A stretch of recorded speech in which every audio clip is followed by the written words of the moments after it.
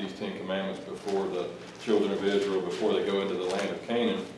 The wording is sometimes it's a little bit different, but generally teaching the same thing. Here in verse number 16, it says, "Thou shalt not bear false witness against thy neighbor." Thou shalt not bear false witness against thy neighbor. I think just simply we can say that this commandment is about lying, about telling lies.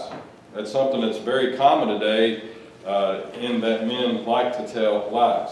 Of course, it's been common in every place and every time where men have dwelled together. When men live together, live in close proximity to each other, lies are bound to happen. I suppose we can even, if we live by ourselves, we can even lie to ourselves, you might say. But what this commandment generally speaks of is lying one to another. Thou shalt not bear false witness against thy neighbor. The 10 Commandments, we've already kind of covered this as we've been going through these 10 Commandments, but the 10 Commandments as a set of commandments is a summary of the moral law. We might even say that the 10 Commandments as a set is a summary of morality itself. And yet, since Adam fell, men are immoral creatures. It only goes to follow then that transgressions are rampant. Men will break these moral laws.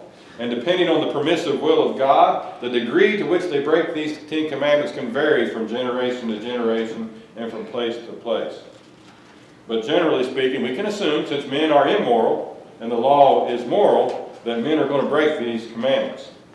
Everybody here in the church here at Indore, everybody that's heard me preach very much, they know that I often speak about this particular problem that exists in our society, this idea of telling lies. And in fact, maybe if you look at the last 5 or 6 commandments, it might be that I preach on this as much as I do any of it. There's a need for people to tell the truth in our society and in our world. There's a tendency for men and women to just tell lies without even any regret, without even noticing so many times that they're even lying. It becomes so commonplace in the lives of men.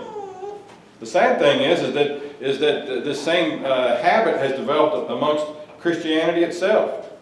And there's so many Christians that go around speaking lies.